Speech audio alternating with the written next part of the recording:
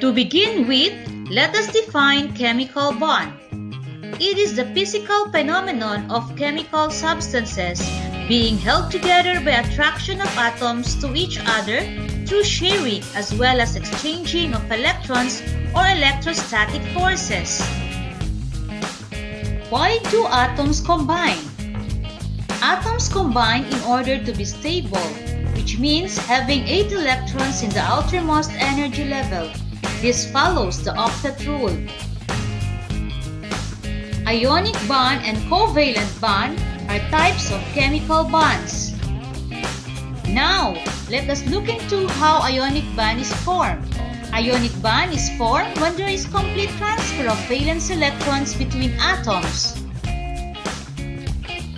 A type of chemical bond that generates two oppositely charged ions. The metal loses electrons to become a positively charged cation, whereas the non-metal accepts those electrons to become a negatively charged anion. Requires an electron donor, a metal, and an electron acceptor, a non-metal. Ionic bonding is observed because metals have few electrons in their outermost orbitals. By losing those electrons, these metals can achieve noble gas configuration and satisfy the octet rule.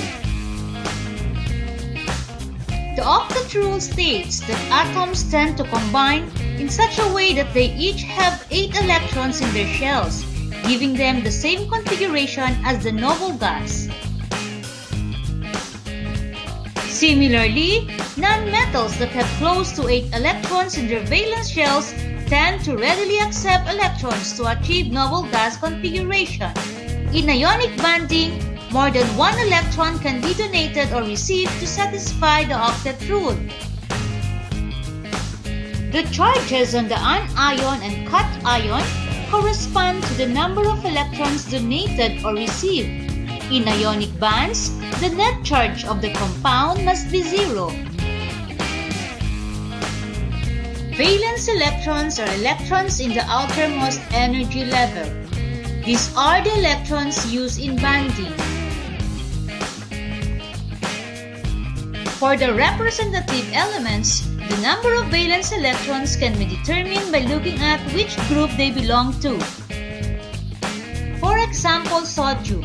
It belongs to group 1A, so it has 1 valence electron.